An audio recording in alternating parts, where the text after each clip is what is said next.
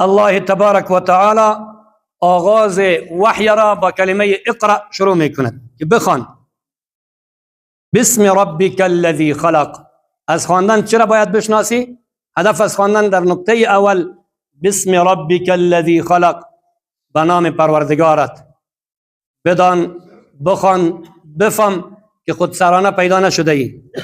بخوان، بدان، بفهم که تو مثل عقیده‌ای که کمونیستا دارن که اولاد شادی هستیم، میگن تو اولاد شادی نیستی، اولاد آدم علیه السلام هستی.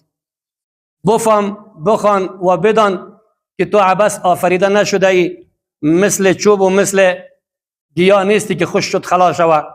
تو دوباره زنده شدن داری، تو انسان مسئولیت داری. الله تبارک و تعالی از اینمی جا فلسفه‌ای که پروردگارت بشناس به این معناست که تو شخصیتت درک کو که تو از دیگه جاندارا که تو فرق داری. تمام کائنات، تمام موجودات الله تبارک و تعالی همه را به خدمت تو انسان پیدا کرده. تو انسان هستی که همه را الله تبارک و تعالی به تو تسخیر کرده. بفهم و بخوان و بدان که تو این زندگی